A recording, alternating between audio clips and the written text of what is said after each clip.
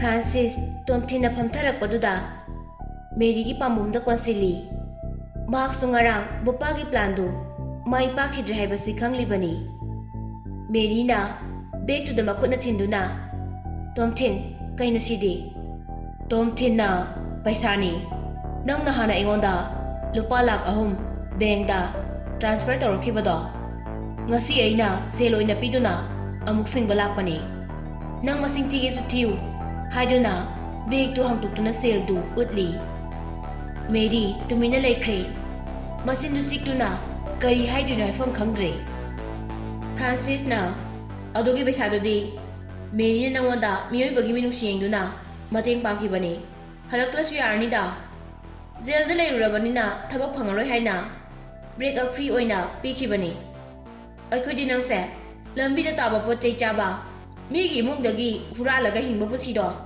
amuk oikhini khanuna Mary aikhoi anina tanaraga thakiba paisani Tomthin kaishu haidana Mary gi mamang da leiriba ising glass to paiduna Francis ki mamai da hajili Mary yam sauna Tomthin kaino nang tawrise haina Rumala ma puthoraktuna Francis ki mamai da choliba ising du taithokpi Tomthin di Francis na hagola aga mangonda onsilaktuna khutharakadra khalubani adubu Francis di nokhi tawduna lei Francis na Mary da it's okay Tomthin da mo Tomthin ngasi haiba numisidagi nang mapang sangsar se amuk hana uba phangaroi dabani Tomthin na paisa se nakhoi gini lausilu hairamaga tung onthoraktuna chatpa haurai lambi da chatpa hobaga logan galili ga sorok wangmada lepaga leibado urami makhoi di sida kaidobala ino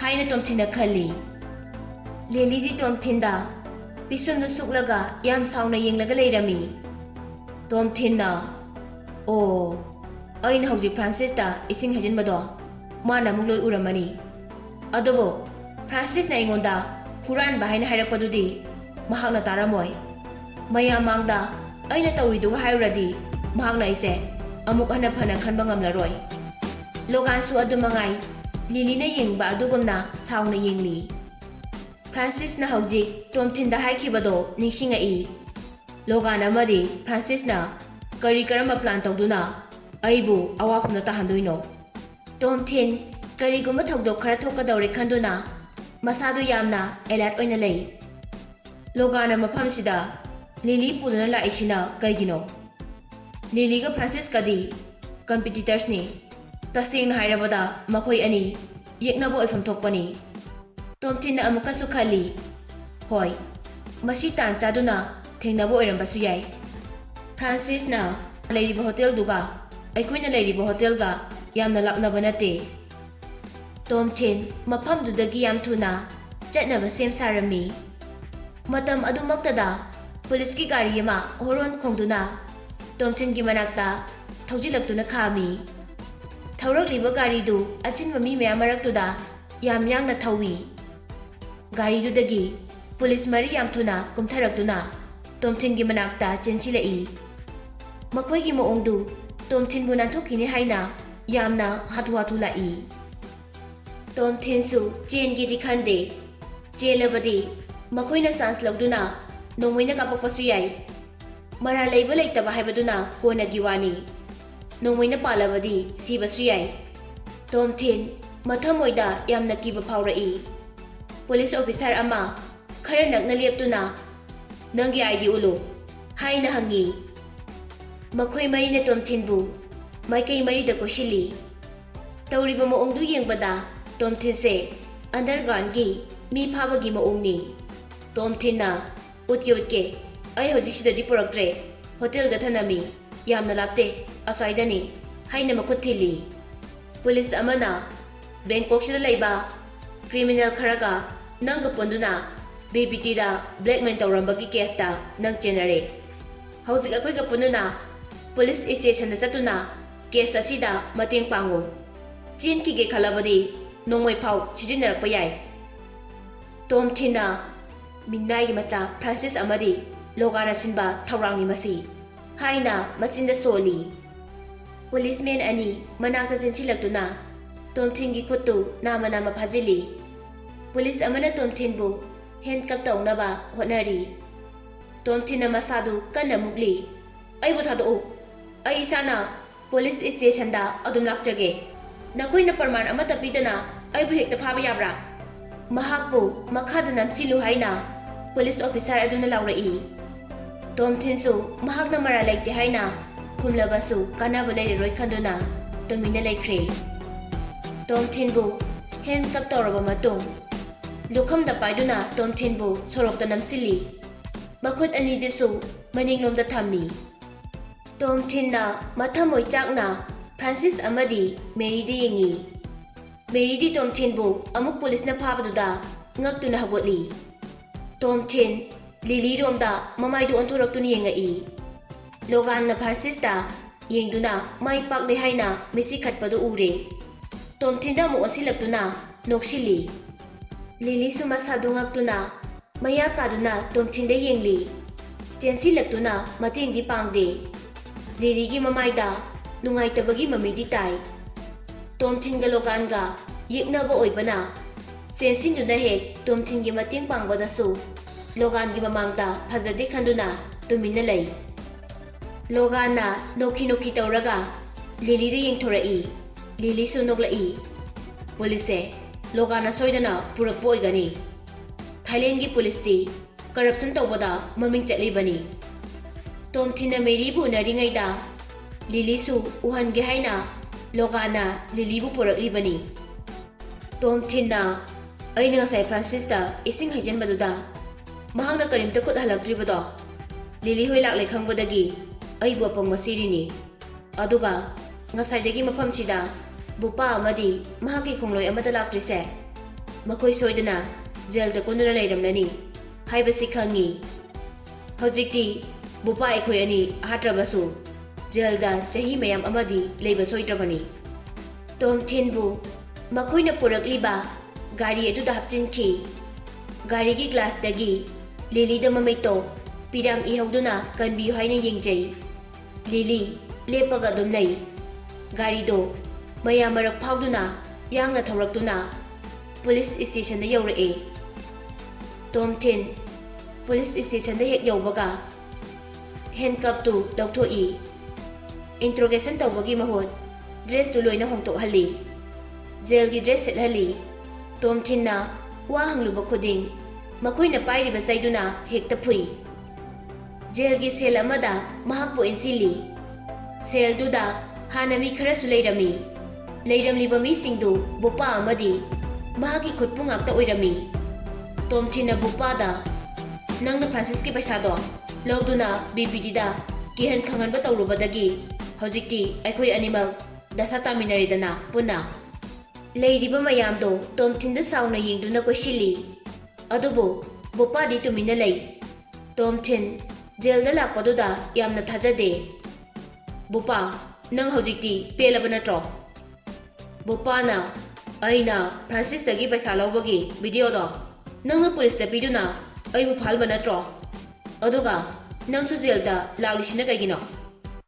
Tomthin na he kadha nang hojik phawba nasabu phabagi maram khangdri. Aina nangbu report tawbani haina adum leirami. Tomthin sauningba hemanduna bupa gi manatonda kinna thili. Bupa na ayo hairaga natondu paisili. Leiriba mayamduna Tomthin bu phugi haina hek tawrakpaga bupa na stop haina amuk lawrai. Makhoi pumba bupa da loina yengthoraktuna chak lepi. Tomthin na makhoi mayamdo bupa na remote paiduna sanaba robot gi miga chap manai haina khali.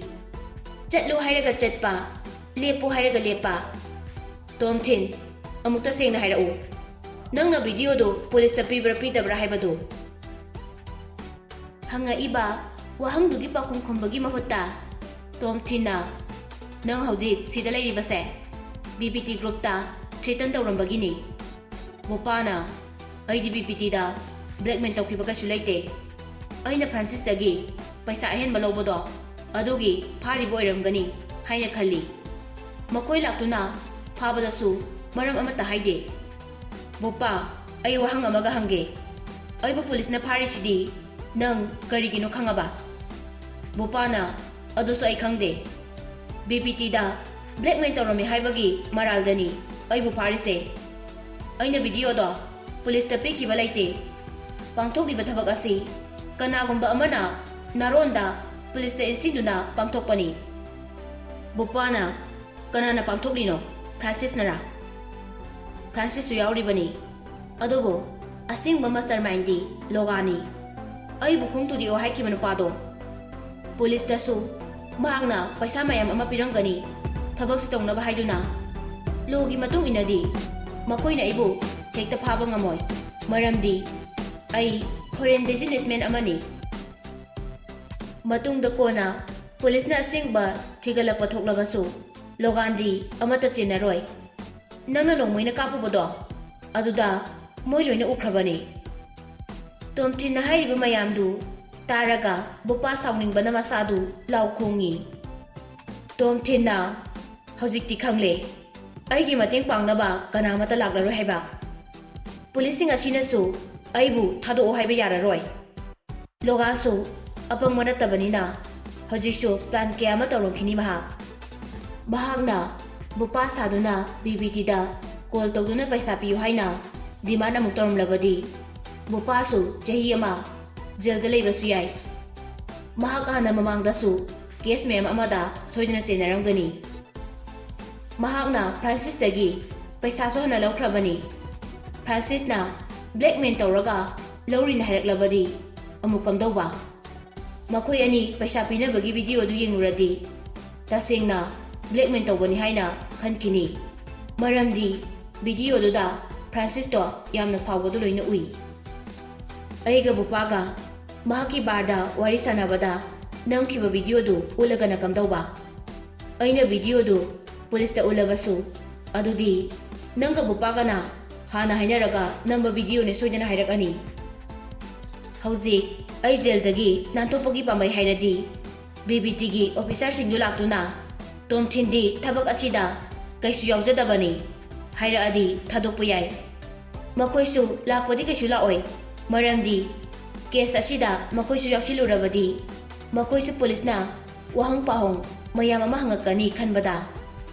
ꯁꯤ ꯅꯠꯇꯕ ꯄꯥꯝꯕꯩ ꯑꯃꯅ ꯂꯤꯂꯤꯅ direct ꯑꯦꯝꯕꯦꯁꯤꯗ ꯆꯠꯇꯨꯅ ꯍꯥꯏꯖꯔꯨꯕꯗ ꯌꯥꯔꯛꯂꯕꯗꯤ ꯄꯨꯂꯤꯁꯅ ꯑꯩꯕꯨ ꯃꯈꯥ ꯇꯥꯅ ꯐꯥꯕꯒꯤ ꯃꯇꯤꯛ ꯂꯩꯇꯦ. ꯃꯗꯨꯁꯨ ꯃꯍꯥꯛꯅ ꯀꯩꯁꯨ ꯇꯧꯔꯛꯑꯣꯏꯅꯦ. ꯉꯁꯥꯏ ꯑꯩꯕꯨ ꯄꯨꯂꯤꯁ ꯒꯥꯔꯤꯗ ꯐꯥꯔꯒ ꯏꯟꯁꯤꯟꯕꯗꯨꯗ ꯃꯍꯥꯛ ꯃꯇꯦꯡ ꯄꯥꯡꯒꯦ ꯈꯟꯗꯦ. ꯌꯦꯡꯂꯒ ꯑꯗꯨꯝ ꯂꯩ. ꯇꯣꯝꯊꯤꯟ ꯖꯦꯜꯁꯤꯗꯒꯤ ꯑꯃꯨꯛ ꯍꯟꯅ ꯅꯥꯟꯊꯣꯛꯄ ꯉꯝꯃꯔꯣꯏ ꯍꯥꯏꯅ ꯈꯜꯂꯤ.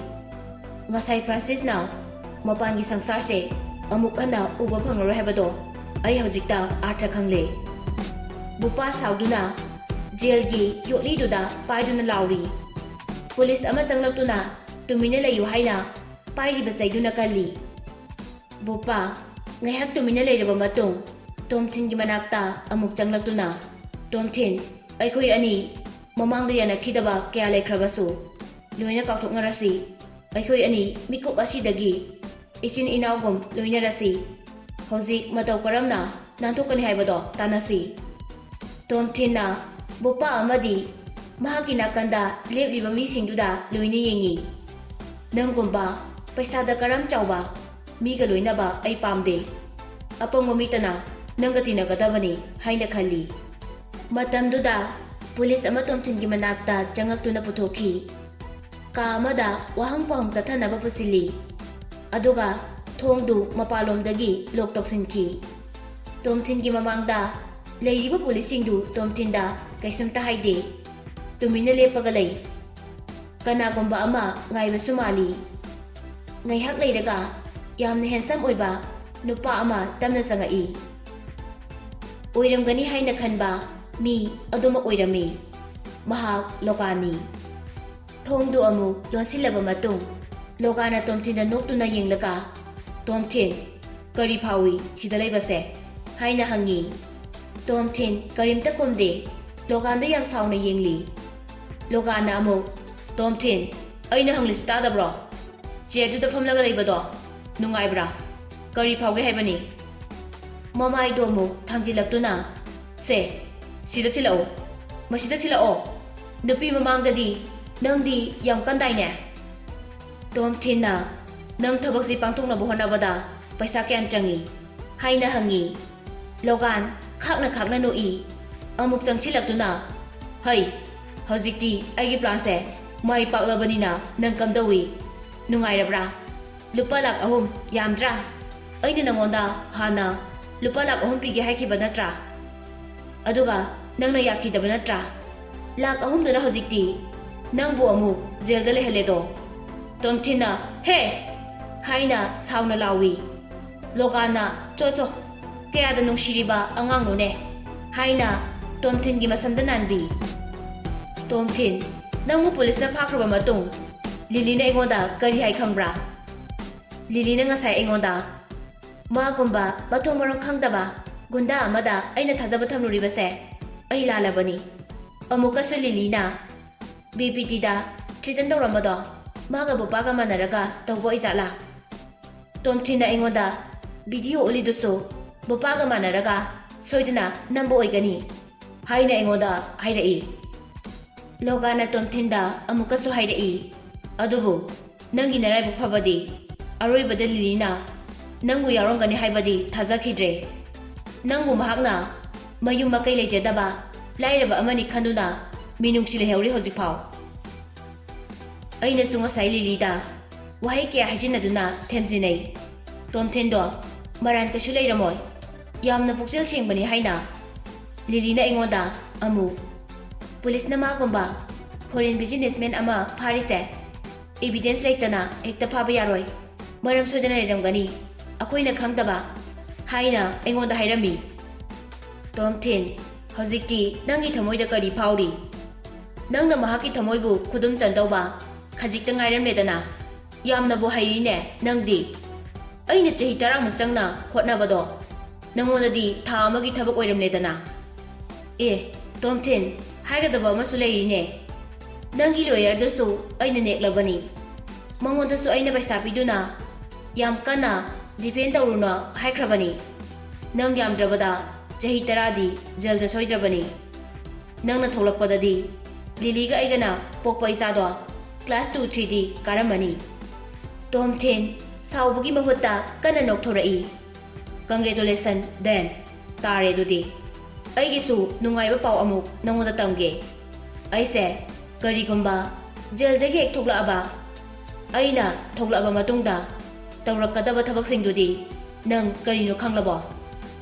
Logana haha nangna kaidogdoriba jaildagi thoklaga ataba pot khullaga chage hairo natragana hajik uraliba adugumna amuk daku oige hairo. Logana huranba ataba saba hairakpaduda Francis nangasai haikibado ningsingai. Masina takpadi makoi ani phone da toina pau phaunaduna aibu he chidaramgani. Tomthin na mayamna amukta sikhidriba maongda nangbu laknaduna hatkani. Lily bu nangi namangmaktada ijat hanjan manghanbado nangsu uhani. Lily da aina enjoy tawbado nangna thamoi sakna yenghangani. Logana adu kem sakhattaba mi nang hojik phauba aibu singnagi haina khali. Nangbu jail sidagi amuk hana thokpa ngamhaloi edudi hairaga kadudagi yamthuna thokhi.